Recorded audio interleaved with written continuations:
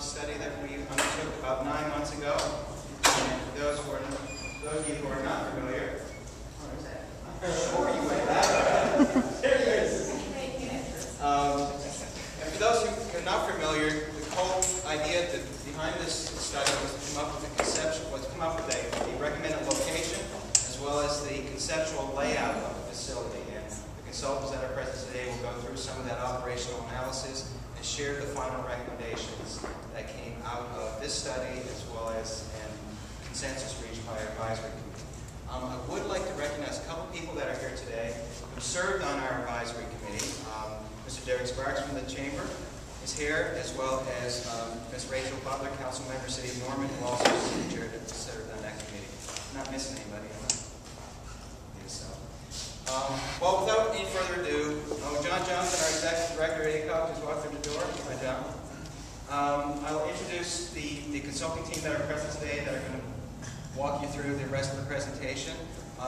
First, Mr. Doug Tennant from Jacobs. He's here. Alan Zarif from Jacobs Engineering out of the Dallas office, and Mr. Anthony McDermott from TAP Architecture. And with that said, unless there's any questions right up front, I'm going to turn it over to Doug. All right, thank you. Thank you, Mr. Rex. Also with Jacobs here is Lee Nichols with our Oklahoma City office as senior planner working on this project. I know a lot of you, I see a lot of familiar faces, and so you've seen a lot of this before. What we're going to try to do tonight is run through kind of A to Z what we've done on the project, just to catch people up who might not have been a part of the process up till now. We're going to try to do that in a very high level, kind of skimming over the important things without getting lost in the details. But please, what we'll do is get to a certain point, stop, and maybe open it up for questions at that point. A couple things. Jacobs has done a couple things since we've been involved in the transit system planning in Oklahoma City. To us, there's two important things. It's about a system and it's about a strategy. And we've been trying to preach that at every turn. This hub is about a bigger system. And it's not about just Oklahoma City, it's about the region as a whole. You're going to hear us talk about the hub being the centerpiece of that system. Centerpiece is an important word in that sentence, but system is probably the most important word. But it's also about a strategy to figure out how we can use Oklahoma dollars to maybe leverage other dollars, whether it's private development or it's Washington, D.C. dollars.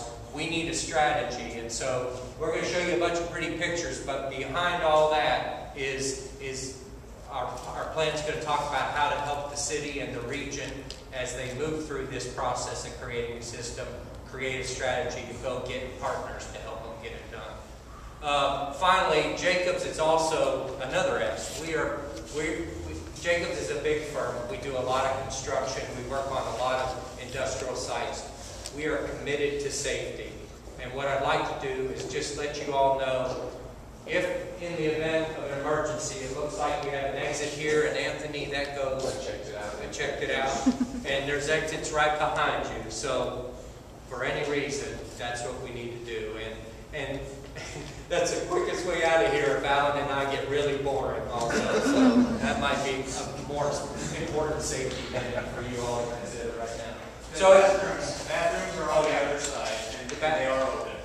That's right, and that's a really cool room over there. So if you need a little break, it's a nice cool breeze walking back to the restroom. So without that, if you will, let us plow through some things. I'm going to introduce it and then let Alan start talking about some of the details. We're going to talk about, as Doug said, system, characteristics, operations, and then talk about how that plays out in a hub study. What I'd like to do, before we kind of get into the details, think about the year 2050 in this Oklahoma City region. Just transport yourself there, 40 years from now. This region as a whole could have 1.7 million people in it, which is 500,000 people more than we have right now. I think because of the hard work of fine folks that met at the Santa Fe station 40 years ago at a public meeting on June 16th, we now have a comprehensive regional transit network in place that connects our growing suburbs of Edmond and Norman and Midwest City and Yukon and brings them into the center of the region there in downtown Oklahoma City. Our region as a whole has been transformed by what we started 40 years ago.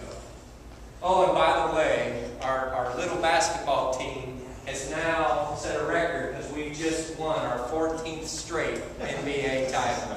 This is, some of those people that were in that meeting 40 years ago remember a guy named Kevin Durant. Well, this is his son, Sir Dunk-a-Lot Durant. Dunking over those bad boys from Dallas, that my friend Alex Reed is from Dallas, so I had to put that in there. But anyway, my point is, yeah, don't rub it in. He's got a lot to brag about now. 40, that's a long way off, but it'll get here in a quick hurry. Transit and this kind of work doesn't happen overnight, but it sure doesn't happen unless you start planning for it and have a plan and a strategy to do it.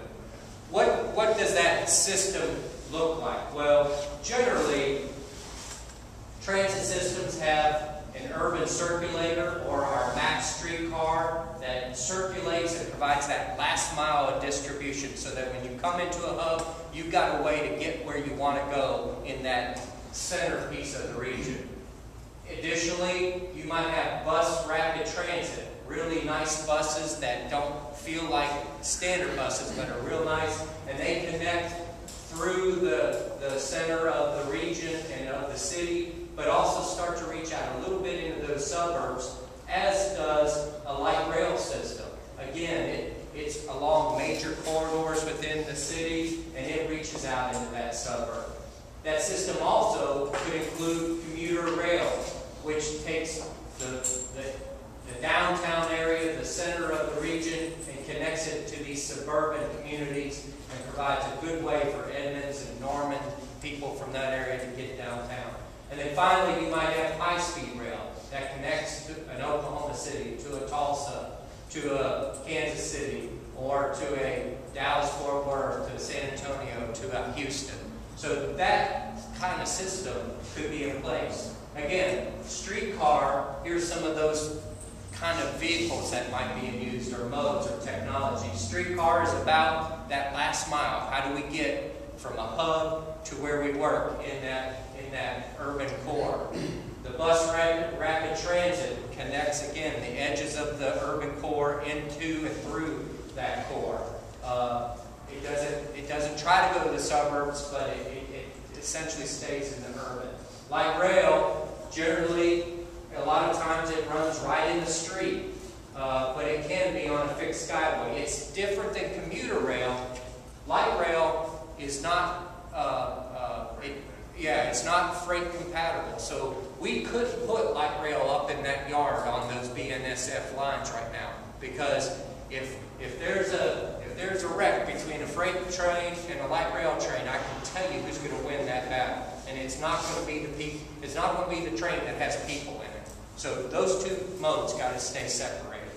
Commuter rail, on the other hand, is freight compatible, so it suddenly can run on the same freight lines, and that makes it a real interesting and viable choice to the Edmonds, Normans, and Midwest City. And then finally, high-speed rail, nicer trains. It's kind of potentially an emerging way to get from, instead of getting on an airplane, you can get on a really fast train and get from here to Tulsa, or from here to Dallas-Fort Worth. There's been a lot of talk about that. What we want to do is make sure our system plan includes the potential for that.